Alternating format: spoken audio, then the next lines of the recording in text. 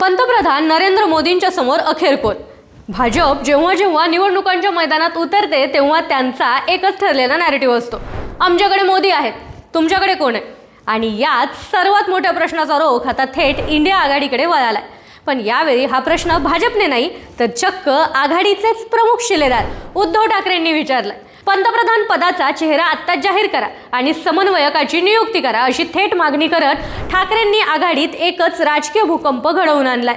पण ठाकरेंनी हा डाव नेमका आत्ताच का टाकला, यामागची खरी पार्श्वभूमी काय, चला समजून घेऊयात. नमस्कार, मी भाग्यश्री जोशी आणि तुम्ही पाहताय I love Nagar news.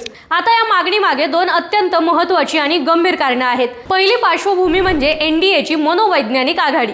Bhajap नेहमीच विरोधकांना नेते नसलेली आघाडी म्हणून हिनवत आलेलं आहे. जोपर्यंत इंडिया आघाडी आपला एक चेहरा जनतेसमोर ठेवत नाही तोपर्यंत जनतेमध्ये विश्वास निर्माण होणार नाही, हे उद्धव ठाकरेंनी ओळखले. आता दुसरी पार्श्वभूमी म्हणजे जागा वाटप आणि अंतर्गत संभ्रम. गेल्या काही निवडणुकांमध्ये आपण पाहिलंय की अगदी शेवटच्या क्षणापर्यंत आघाडीत जागा वाटपाचे घोळ सुरूच असतात. समन्वय नसल्यामुळे प्रादेशिक पक्षांमध्ये धुसफूस होते. जर आत्ताच एक समन्वयक नेमला तर पक्षांमधील हे अंतर्गत वाद वेळेच मिटवता येतील आणि भाजपला पूर्ण ताकदीनं तोंड देता येईल. थोडक्यात सांगायचं तर ऐन निवडणुकांच्या वेळी होणारी धावपळ आणि गोंधळ टाळण्यासाठी ठाकरेंनी हा मास्टर स्ट्रोक खेळलेला आहे. पण आता प्रश्न येतो की इंडिया आघाडी ठाकरेंची ही मागणी मान्य करणार का? आणि जर चेहरा जाहीर करायचा झाला तर तो नक्की कोण असणार? आता राष्ट्रीय पातळीवर विचार केला तर इंडिया आघाडीत काँग्रेस हा सर्वात मोठा पक्ष आहे. यामुळे पंतप्रधान पदाच्या चेहऱ्यासाठी राहुल गांधी यांचं नाव सर्वात पुढे येतं. पण प्रादेशिक पातळीवर मजबूत असलेले ममता बॅनर्जी, अरविंद केजरीवाल किंवा अखिलेश यादव हे नेते राहुल गांधींच्या नावावर सहजासहजी एका पायावर तयार होतील का, हा मोठा पेचच आहे. आता काँग्रेसची पारंपरिक रणनीती नेहमीच आधी निवडणुका लढू मग बहुमत आल्यावर लोकशाही मार्गाने नेता निवडू अशी राहिलेली आहे. पण उद्धव ठाकरेंचा रोख स्पष्ट आहे.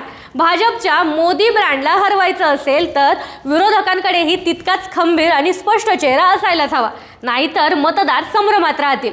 पण या संपूर्ण विषयाचा खरा आणि सर्वात रंजक ट्विस्ट दिल्लीत नाही तर आपल्या महाराष्ट्राच्या राजकारणात दडलेला आहे. उद्धव ठाकरेंनी दिल्लीच्या मंचावरून हा जो काही राजकीय चेंडू टोलवलाय त्याचा थेट टप्पा महाराष्ट्रातल्या महाविकास आघाडीवर पडणार आहे. लोकसभा निवडणुकांच्या यशानंतर महाराष्ट्रात महाविकास आघाडीमध्ये म्हणजेच ठाकरे गट, शरद पवार गट आणि काँग्रेस यामध्ये मोठा भाऊ कोण यावरून अंतर्गत रस्सीखेच सुरू झाली आहे. आता काँग्रेस अनेक जागांवर आक्रमक दावा करते तर ठाकरे गट महाराष्ट्रात स्वतःचं वर्चस्व राखू इच्छितो.